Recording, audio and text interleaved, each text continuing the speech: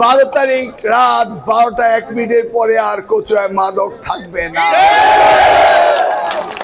আমাদের সময়ে 2001 হতে 2006 কি কোনো চাঁদাবাজি ছিল?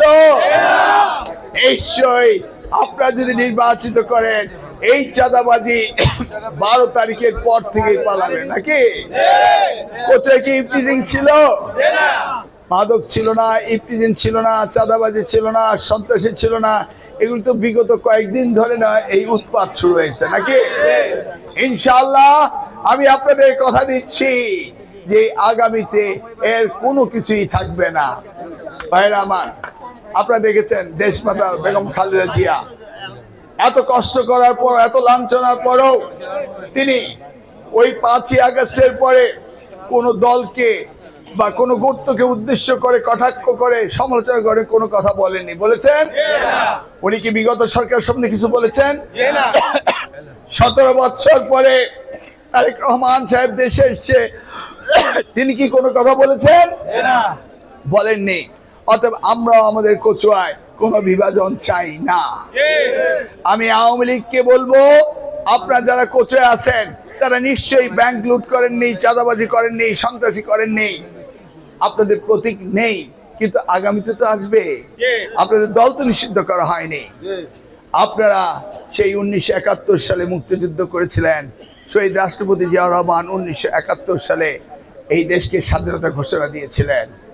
আজকে যদি কোনো দলের প্রধান বলে থাকেন কুলাউ রায় নাকি তার মায়ের ইজ্জত নষ্ট হয়েছে, 1971 সালে যখন আমার 2 লক্ষ মাকে ইজ্জত হনন করা হলো, ধর্ষণ করা হলো, তখন কেন আপনারা ওই মুক্তিযুদ্ধের সপক্ষে, ওই স্বাধীনতার সপক্ষে ছিলেন না? এই প্রশ্ন আজকে আপনার কাছে রইল। আপনি আজকে মায়েদের ইজ্জতের কথা বলছেন। যে দেশ স্বাধীনতার সময় আপনার বিরুদ্ধাচারণ করেছেন, সেই দেশের রাষ্ট্র পরিচালনার অধিকার আপনার কতটুকু রয়েছে সেই বিবেচনা জাতি করবে ওই আগামী 12ই ফেব্রুয়ারি। প্রিয় এলাকাবাসী, আমি বারবার আপনাদের কথা দিয়েছিলাম, বারবার কথা রেখেছিলাম, আবারও আগামীতে বলছি, আপনাদের বিশ্বাস আস্থা নিয়ে আমি আগামী দিনগুলো যতদিন বেঁচে থাকবো ততদিন আপনাদের কাজেই করে যাব। কিছুদিন আগে আমার মেয়ের কাছে গিয়েছিলাম।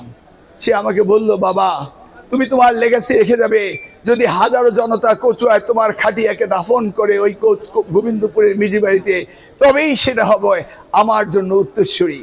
আপনারা দেখেছেন শহীদ রাষ্ট্রপতি জিয়াউর রহমানের ইন্তেকাল, শাহাদাত বরণের পরে লাখো জনতার জানাজা হয়েছিল। আমরা দেখেছি দেশমাতা বেগম খালেদা জিয়ার জানাজা হয়েছিল লাখো জনতার। আমরা চাই আগামী দিনে আমরা যারা কচুয়ায় রয়েছি আপনাদের সেবা করে আমরাও যেন সেই সম্মান নিয়ে আমরা যেতে পারি, সেই আশা রেখে আবারও আপনাদের কাছে, সকলের কাছে দোয়া চেয়ে আগামী 12ই ফেব্রুয়ারি আপনারা সকালবেলা গিয়ে ভোট কেন্দ্রে যাবেন, ভোট দিবেন এবং বিএনপিকে জয়যুক্ত করবেন। ধানের শীষ আপনার ব্র্যান্ড, ধানের শীষ কচুয়ার ব্র্যান্ড, ধানের শীষ সবার ব্র্যান্ড। আমি আবারও কথা দিলাম আপনাদের সাথে চিরকাল থাকবো যতদিন বেঁচে থাকি। আল্লাহ হাফেজ।